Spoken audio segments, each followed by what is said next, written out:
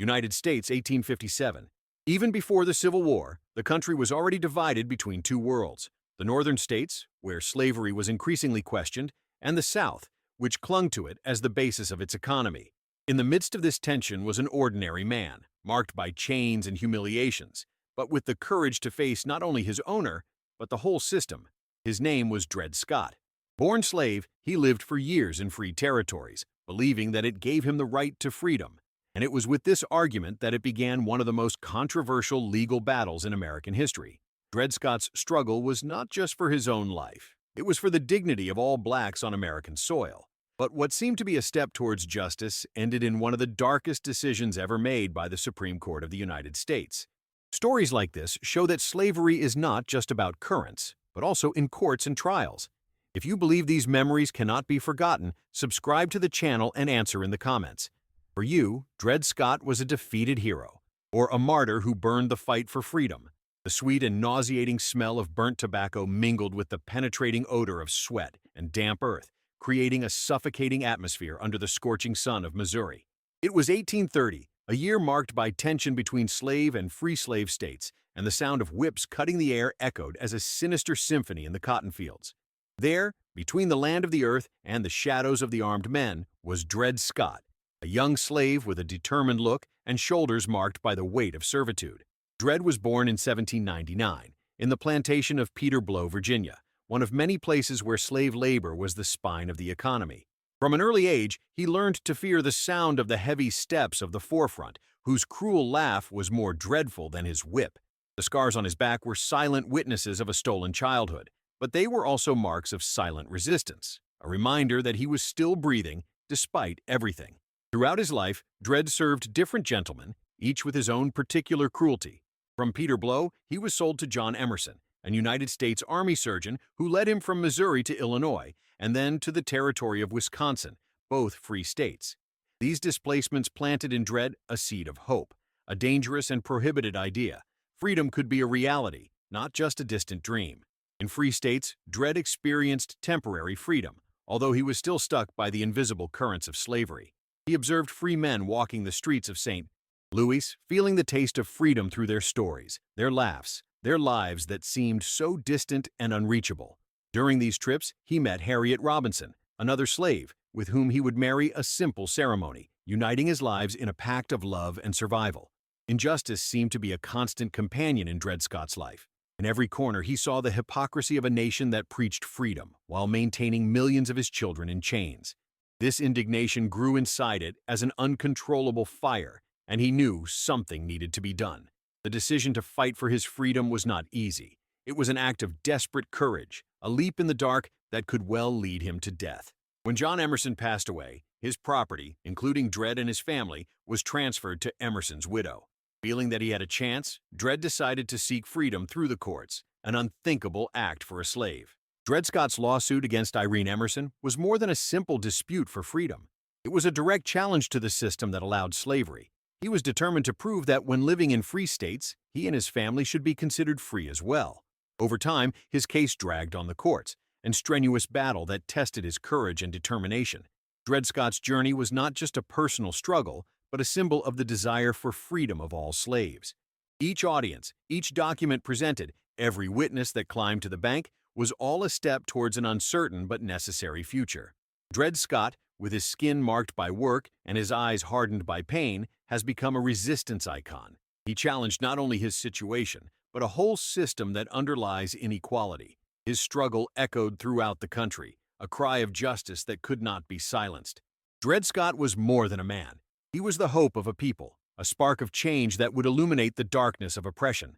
Dred Scott's story is a testimony of courage and resilience, a memory of that, even at the darker moments, the struggle for freedom should never be abandoned. He was not just a slave. He was a warrior, a symbol of resistance, and a lighthouse of hope for all who believed freedom was an inalienable right of all human beings. The warmth of the noon made the air vibrate over the streets of St. Louis, while Dred Scott moved between the shadows of buildings, each step a reminder of freedom that could almost play. Hope had been lit when its owner, John Emerson, took him to Illinois and then to the territory of Wisconsin, regions where slavery was not allowed. These territories, like small oases of justice in an oppression desert, offered Dred more than a temporary rest of the yoke. They planted the radical idea that he could indeed be a free man. The law was clear. In one free territory, one man could not be owned by another. And yet, in practice, Dred was still treated as a commodity, a fact that eroded him day after day.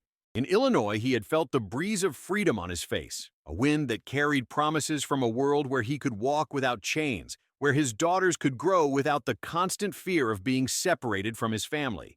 Dred was not alone in his internal struggle. Harriet, his wife, shared the same hopes. Together they dreamed of a future where their children, Eliza and Lizzie, would not know the terror of being sold as cattle.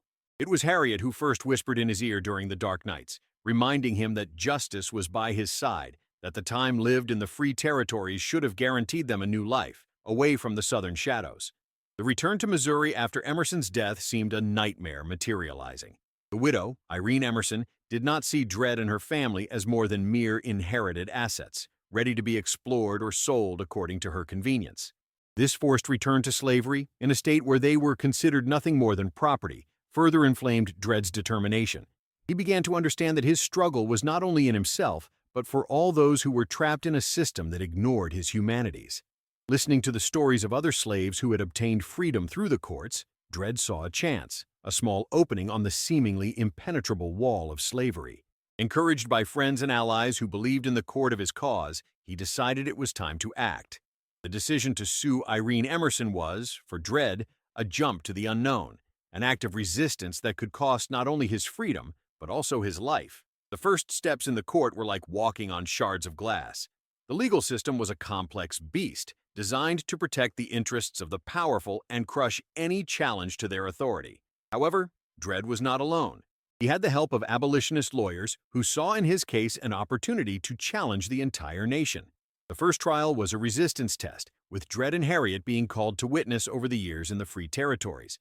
Questions were sharp, the heavy-cut eyes like lead, but they remained firm, their voices carrying the hope of an entire people. Dred, with his imposing posture and eyes that reflected the pain and wisdom of a life of deprivation, became more than just a man seeking his freedom. He was a symbol, a spark of hope for all those who lived under the yoke of oppression. Each audience was a battle fought not only in court, but also in the hearts and minds of a divided nation. The first court decision was a bitter victory. The Missouri court has ruled in favor of Dred and Harriet, recognizing that the time spent in free territories should indeed have guaranteed them freedom. But freedom did not come. Irene Emerson refuses to accept the decision, appealing, further prolonging the suffering of Dred and his family. The battle was far from over, and Dred knew that every new day would bring new challenges.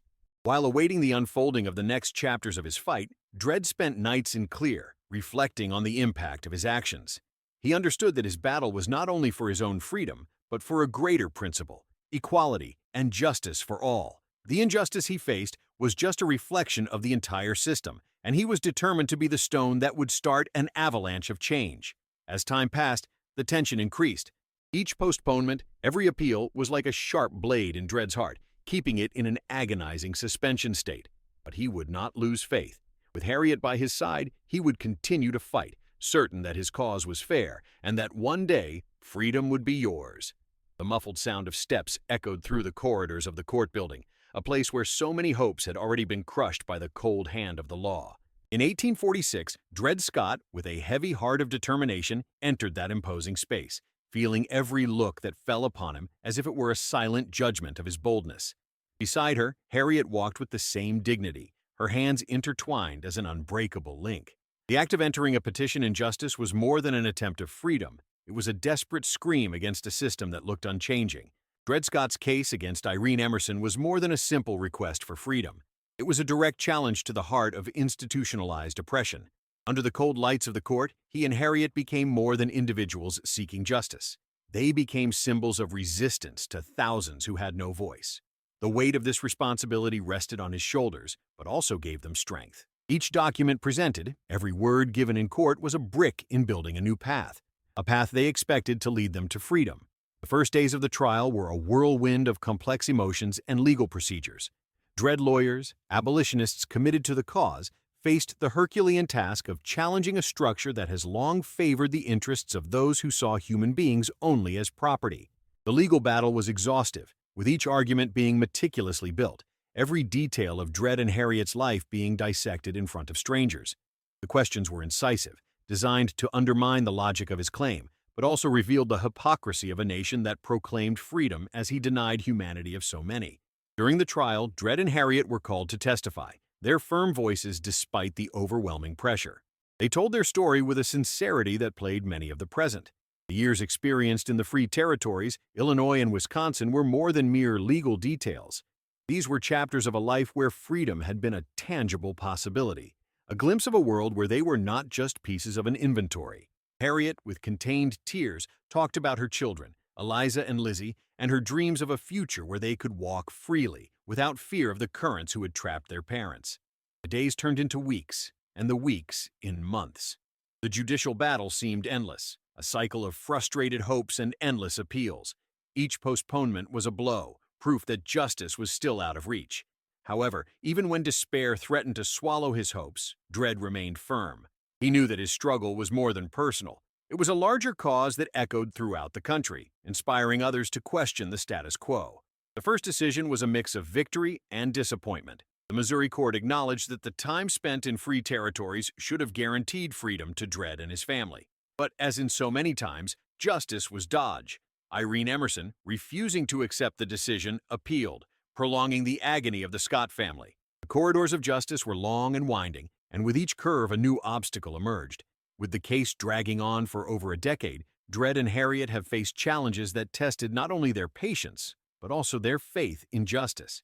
The legal system turned out to be a beast of many heads, always ready to crush any hope that arose. However, Dred's determination has never faltered. Each passing day was a new opportunity to fight, to show the world that he was not just a slave seeking freedom, but a man claiming his right to live as a human being.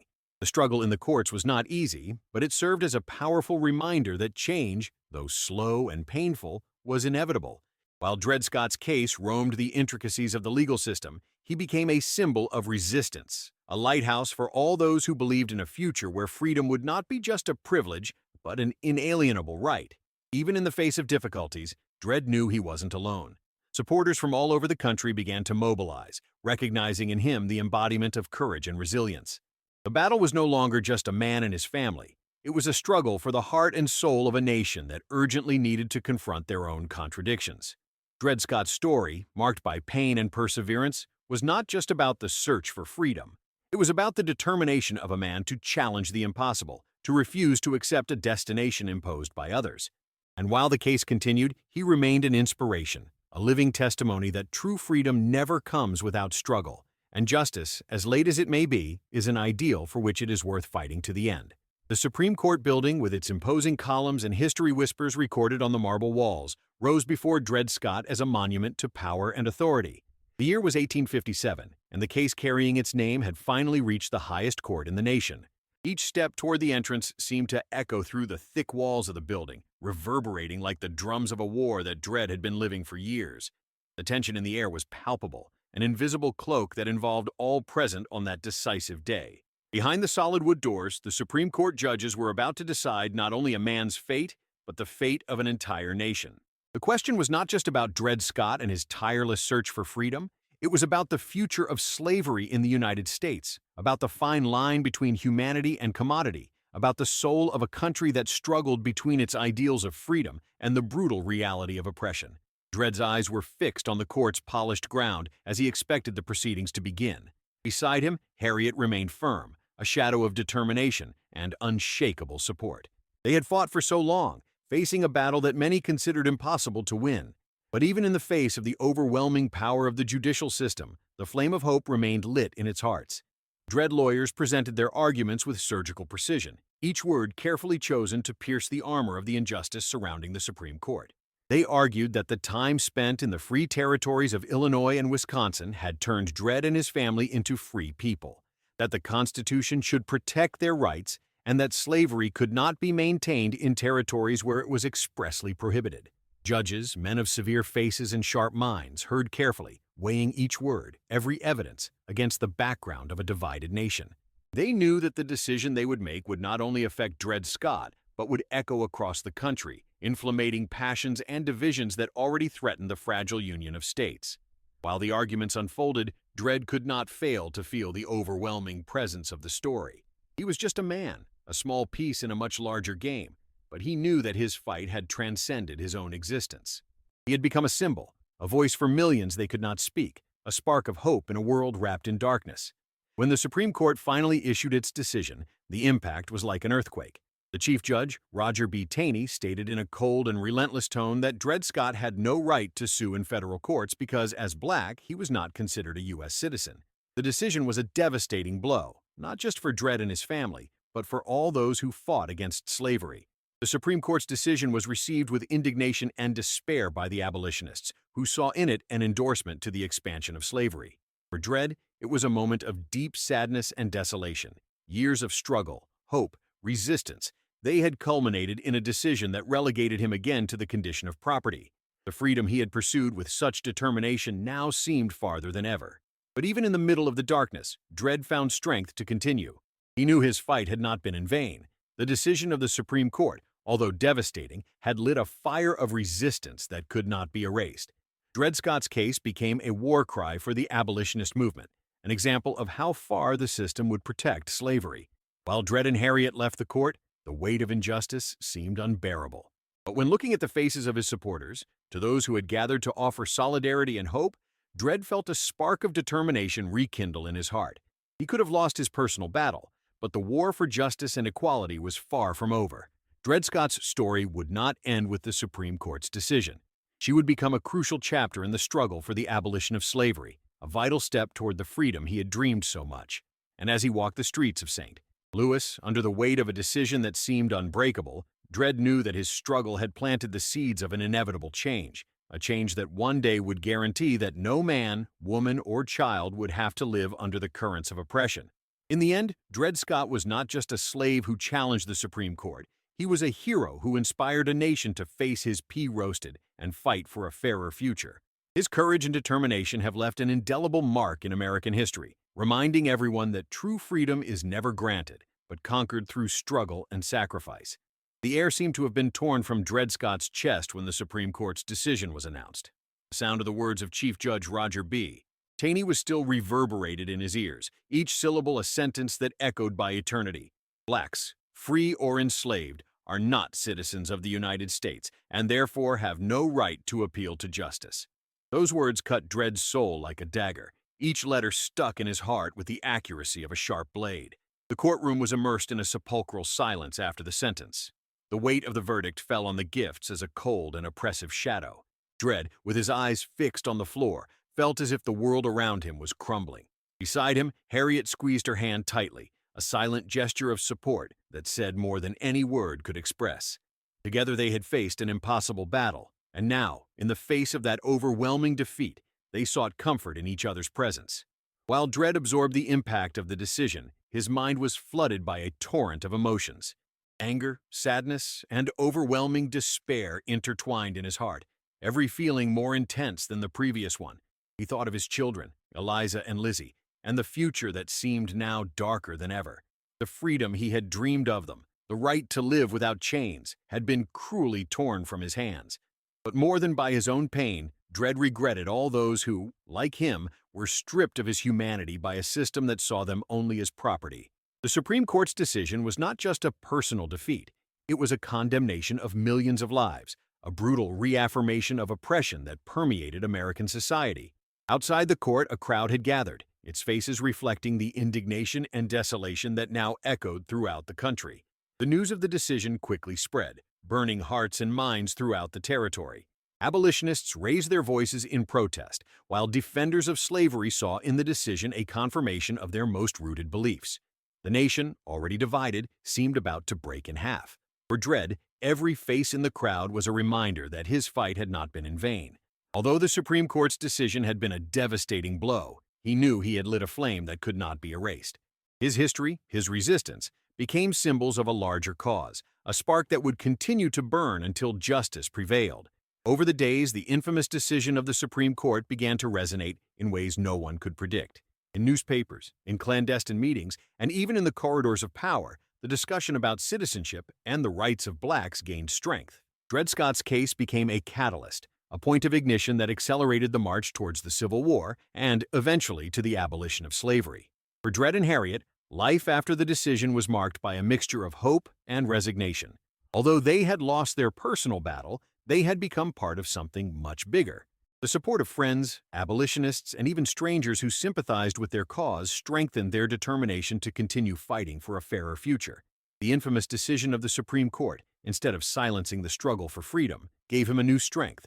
In every corner of the country, voices rose to challenge the status quo, demanding that the promise of freedom and equality be extended to all Americans. Dred Scott, even in the midst of defeat, remained a symbol of resistance, his story inspiring generations to rise against injustice. In the following years, the Battle of Dred resonated over time, influencing leaders and movements that would fight to ensure that freedom was a right of all.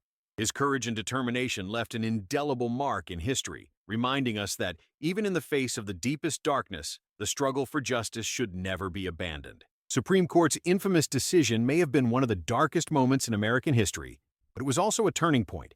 Dred Scott, with its unshakable determination, helped light the flame of a revolution that one day would ensure that no human being be treated as property.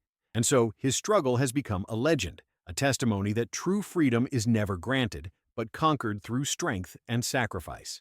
The impact of Dred Scott's decision reverberated throughout the nation as a thunder that did not dissipate, but echoed through the time valleys, inflamming from hearts and minds on both sides of the struggle for freedom. In the North, the news was received with a mixture of horror and indignation, as if an old wound had been brutally reopened. The streets of cities such as Boston, New York, and Chicago became stages of passionate protests, where crowds clustered, scoring posters that demanded justice and equality for all men, regardless of the color of their skin.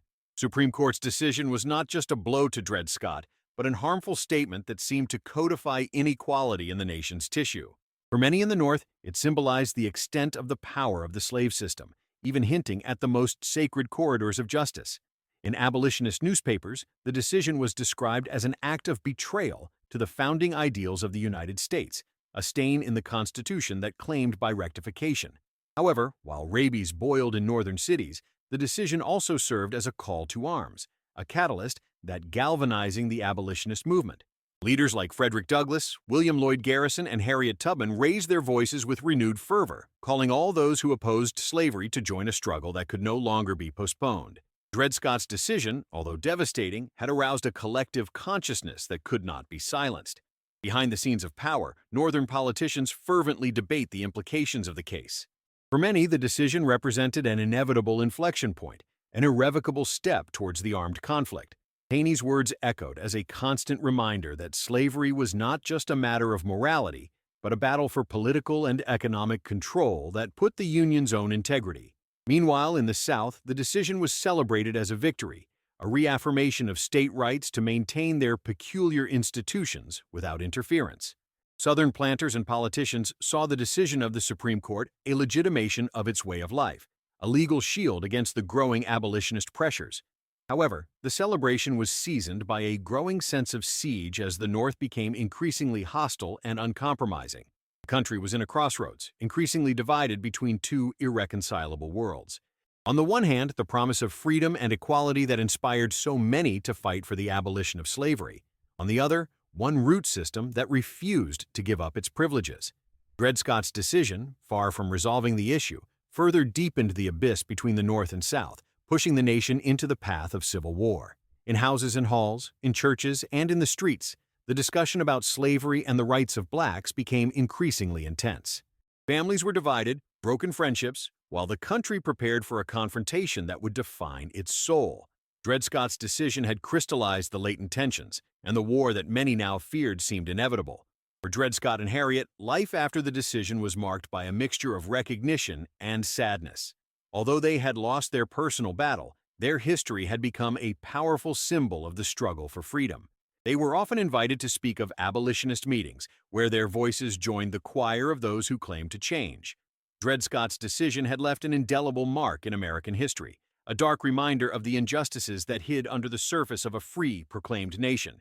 But it also lit a flame of resistance that could not be erased.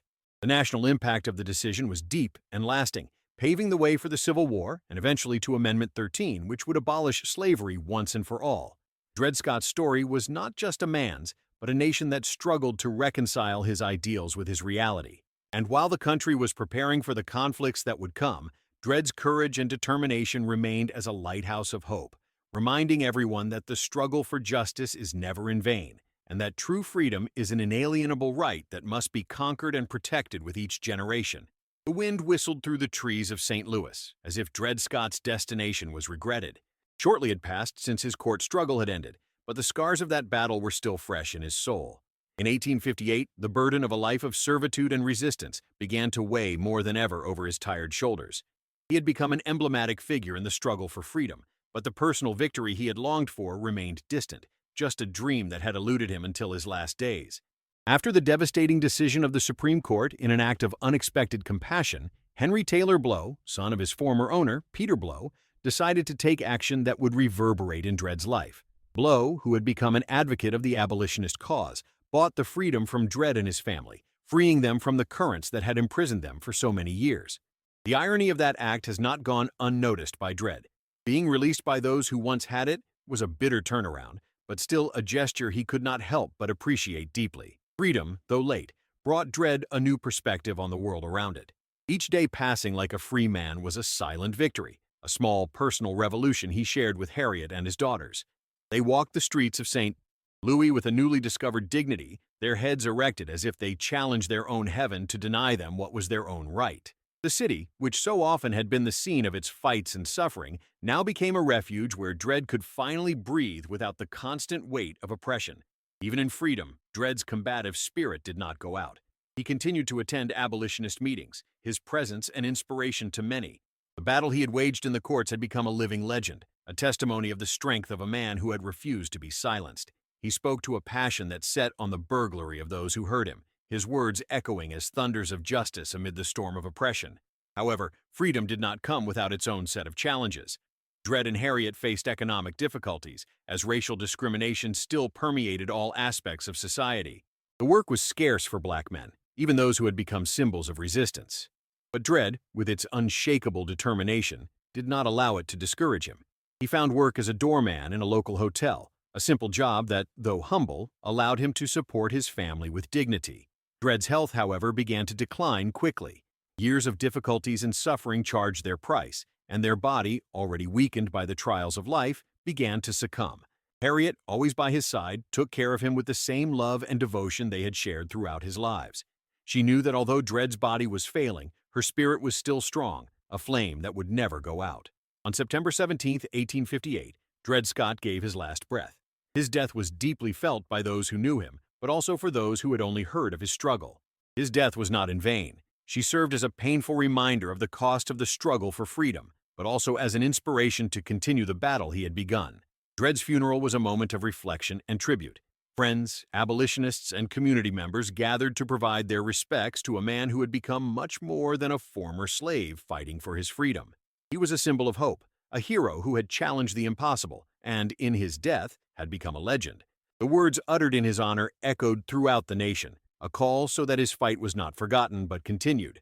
Dred Scott may not have lived to see the full freedom of his people, but his legacy would endure through generations. He planted the seeds of a change that, though slow, was inevitable. His courage and determination helped light the flame of a revolution that would culminate in the abolition of slavery and the conquest of civil rights for all Americans.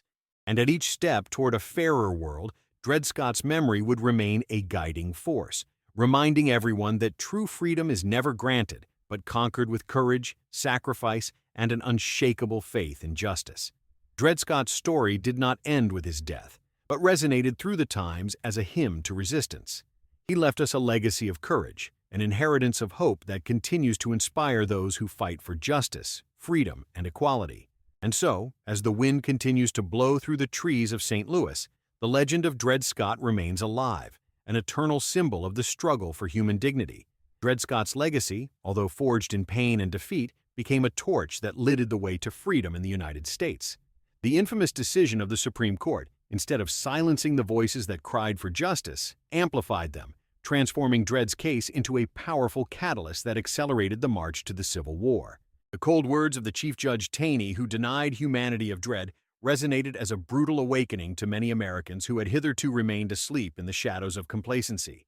The debates that followed the decision, they were intense and passionate, inflammating the tensions between the North and South irreversibly. In fervent meetings, both public and clandestine, the abolitionists used Dred Scott's case as a war cry, an irrefutable proof that the slave system was incompatible with the ideals of freedom and equality that the nation professed.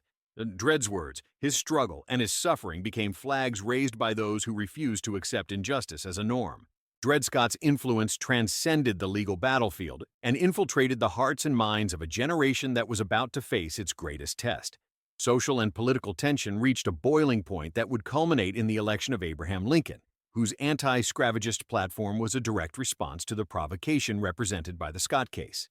For many, Lincoln personified the hope that the nation could finally reconcile its ideals with its practices, and its discourse echoed the need for change that Dred Scott had symbolized. The inevitable war that followed was bloody and devastating, but also necessary for the nation to purge the sin of the slavery of its bosom. Dred Scott's case had exposed the country's deep and purulent wounds, forcing him to confront his contradictions once and for all. During the years of conflict, Northern soldiers marched Dred Scott's memory in their hearts, fighting not only for the preservation of the Union, but for the promise of freedom he represented.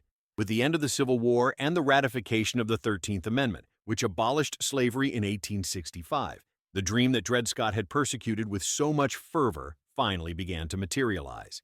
Freedom, which had been denied to him in life, became the inalienable right of all Americans, and the nation began the long and hard process of reconstruction, not only of its devastated cities and fields, but also of their moral and ethical identity. However, Dred Scott's legacy was not limited to the abolition of slavery. Its history continued to inspire civil rights movements for generations. Dred and Harriet Scott's efforts were remembered by those who, decades later, would march in search of racial equality and civil rights, echoing the same unshakable determination that had characterized their struggle. Dred Scott has become a symbol of legal resistance, an example of what can be achieved when individuals rise against oppression, no matter how insurmountable probabilities may seem. Dred Scott's story was narrated in books, discussed in classrooms, and his courage was celebrated in monuments and memorials that rose in his honor. The impact of his case continued to resonate in the corridors of power, reminding legislators and judges that justice is not a static concept, but a living promise that must be constantly defended and updated. As the United States advanced by the 20th century and beyond, facing new challenges and continually redefining the contours of its democracy, Dred Scott's spirit remained a silent but powerful presence. He was a constant reminder that the struggle for freedom is endless, that justice is a construction that requires continuous vigilance and courage.